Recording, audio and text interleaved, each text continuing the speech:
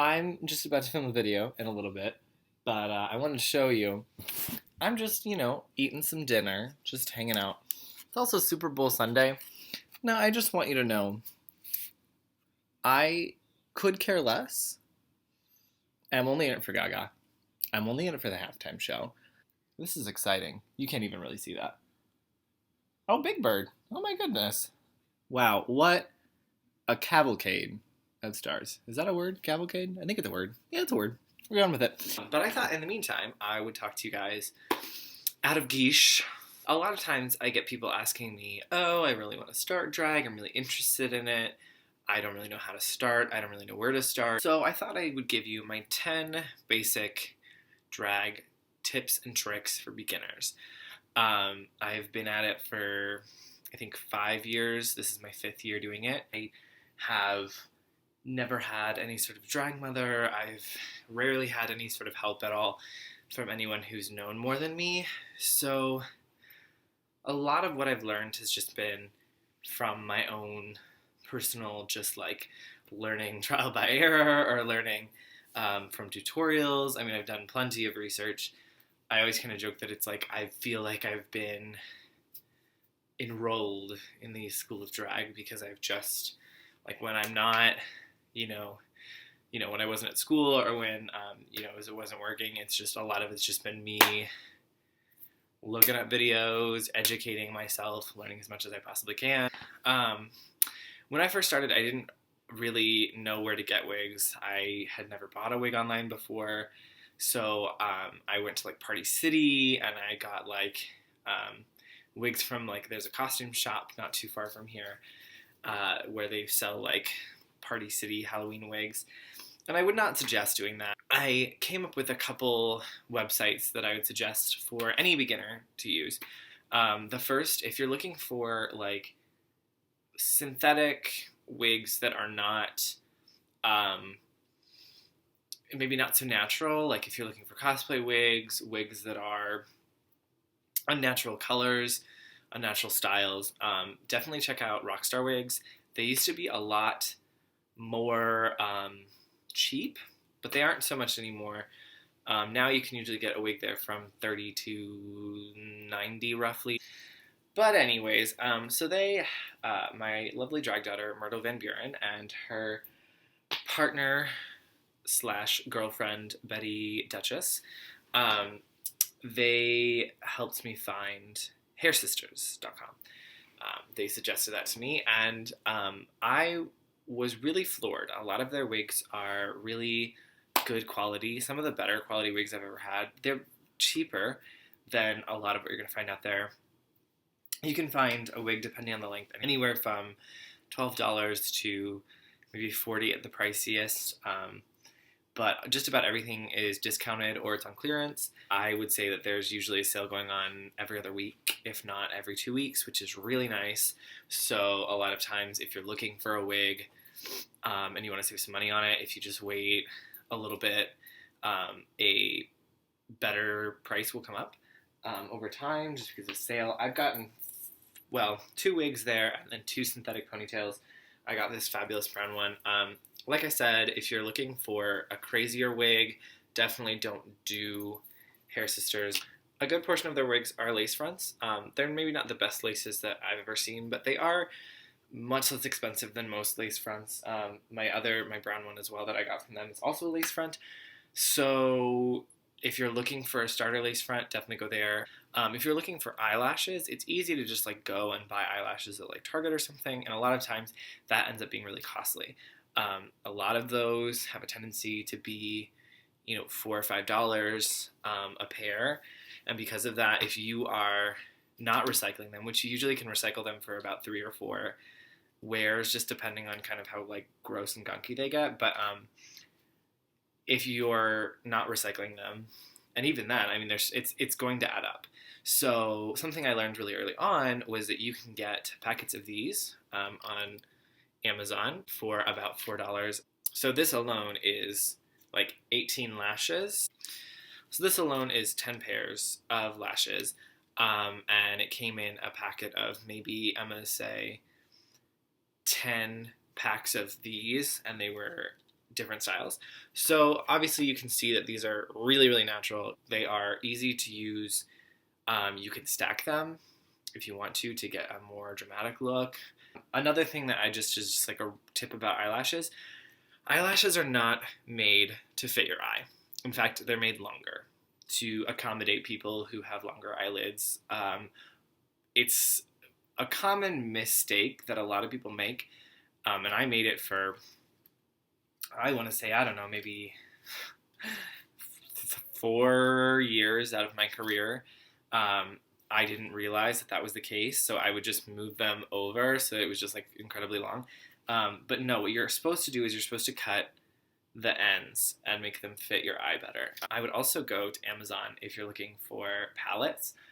You can usually buy like e.l.f. palettes and palettes at like Target, but they tend to be pretty pricey, and they tend to oftentimes not have the best colors. So I found this on Amazon. It's a Fash palette. I got it for about $12. And as much as the pigments are maybe not as strong, it's a great starter kit. I've used it for, you can tell it's been used. I've used this for most of my drawing career, probably longer, but it comes with these two sets. It's got like at least maybe seven plus shades of each color. It's got some really great colors. Like I said, the pigments aren't as strong as maybe they could be, but they are really pretty, and I really enjoy them. Last on my list of makeup things, you definitely get yourself a good brush set. Using your fingers is the best blending tool a lot of times. You don't have to have a beauty blender. You don't have to have a pro set, but a good set of brushes is really helpful. So these are Eco Tools. I got them from Target. They're about, I think they're $12 for a set, and they feature a blush brush, 2 eyeshadow brushes, and then this nice like pointed brush that really helps for, I use it a lot for my winged eyes and stuff like that. And then it also has this little tool right here, which is great for combing down the glue in your eyebrows, stuff like that. And I have a couple other extra brushes, but I have 2 sets of these, and that usually helps me. It's kind of perfect for where I'm at right now with the type of makeup that I'm doing now, whereas before I wasn't doing as much complicated makeup. That set that I just showed you is a newer one, but I've had that for maybe about 2 years, and the other set that I've had it for most of my drag career, probably for 4 years or so. So they do hold up really, really well. Let's talk about clothes. My first thing that I would suggest to you is Carpeggio pantyhose without any runs, no runs, which is funny because these do actually have a run in them. But these are Carpeggio dance tights. They are a little pricier, but when I started out, I was using mostly actual women's hosiery. I was using that really sheer stuff, and it's so difficult to cover up your leg hair, which I have a lot of because I'm a very hairy person. So if you're looking for tights like these, they are footed. You can find these usually at any dance department store, anything like that. I'm lucky enough to have a ballet store literally in walking distance from my house. So I usually just drop by there and get a pair of these. Like I said, they are pricier. These tend to run about $20 a pair. So if you're buying 2 pairs or more, it is going to be pretty pricey, and you're going to walk out of there paying more than you probably want to for tights. But I will say these are really great, and they're really awesome to use. They do get runs easily. Definitely if you're looking for something to cover up leg hair because you don't want to shave, do this. They're really helpful. They're really easy. Definitely invest in a good pair of gloves. I got these on Amazon. They were not what I wanted. I was very young when I bought these, and I thought I was expecting like latex gloves. These are not latex. They're not even Playtex. Just kidding. I oftentimes find that the best accessory that I can have is a nice glove. They add a nice element to any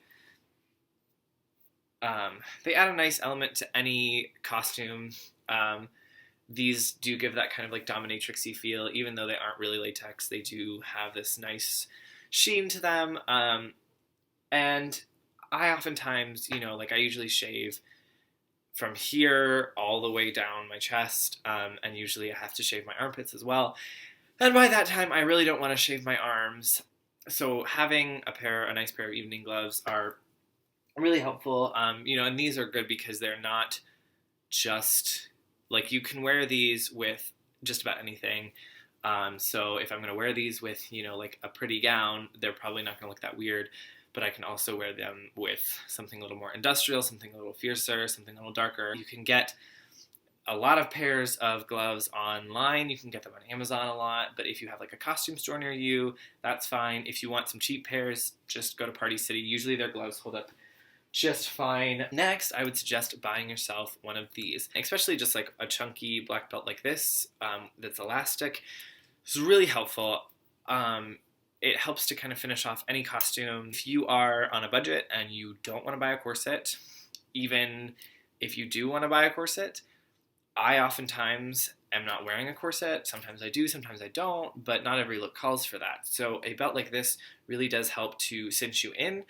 This one's a little bit older, so it doesn't cinch as well as it used to, but it will cinch you in, and if you're wearing pads, it'll give you that nice figure that you want. You can get these at like TJ Maxx, Target, anywhere really, and they're probably not going to be too expensive. You might even be able to find these at thrift stores and stuff like that. Another thing that I would suggest doing is, if you're interested in learning to sew, make yourself one of these puppies. So I would definitely suggest making yourself one of these. This is just a black pencil skirt that I made. It's made out of black jersey. And what's great about this is that it is one seam down the back, and it is really easy. You can make it in a couple hours, just depending on your skill set. But I love this. I use it a lot. It's a great piece to have because it's long enough that it can sort of look like a hobble skirt, like a dominatrix hobble skirt, but you can also roll it up a little bit, put a belt over it, and make it a little shorter. You can make it over the knee. It's really a nice piece to have. Plus, if you're looking to get into sewing, this is a great way to start. It's really simplistic. The measurements are really easy to figure out. It's really easy. Like I said, the jersey material, as you can see, it stretches a lot. It's really forgiving, so if you gain a few pounds, it's still going to fit you. And jersey material is a really great material to start out on if you're starting to sew, because it is stretchy, but most stretchy materials are dance materials, and they have a tendency to slip and slide while you're working with them. This is thick enough, and it's not too slippery. So once you have it kind of together and you've pinned everything, it's going to stay there, and it's really easy to work with, and it's really easy to alter. So if you'd like to see a tutorial on this little puppy right here, let me know, because I would be happy to do one. Lastly, on the costume list, I would suggest getting yourself a basic heel like this. I got these at Forever 21. They are not necessarily a basic heel, I would say, but they are a nice heel to start out in. As you can see, they have a really nice chunky heel. They've got this like nice little platform right here. They have been through a lot. I've worn them for quite some time. I've worn them, I think, since I started doing drag. They were my first like training pair. I had another pair before I bought these that someone gave me as a gift, but these were like my training pair. They're really easy to walk in. You're not going to, slip out of your shoe at any point. You're not going to fall. If you do fall, this is going down with you. So my last point would be to learn how to use your local thrift store. Now, there are thrift stores just about everywhere. Here in Ohio, there are a lot of thrift stores. They're really nice. You don't think that you're going to find really great pieces there necessarily, but the first time I ever went to one looking for stuff for Tumblr's Drag Race and I was on it, I found some stuff that I was like, oh, no real person would ever wear these. And especially if you're learning how to sew, a thrift store is great because you don't always want to make things from scratch. I certainly still don't love to, so it's great because if you're learning how to sew and learning how to alter things, you can go to a thrift store, buy something, and then learn how to alter it. So there you go, you guys. That's my 10 basic drag tips for any of you beginners out there. If you have any more questions, please let me know in the comments down below. I'll be doing lots more drag-related videos as well, and I think I'm going to start doing some that aren't drag-related. So, yeah, let me know if there's anything you want to see, and you can follow me on Facebook, you can follow me on Instagram, and you can follow me on Vine. Until next time, you guys, mwah, see you later.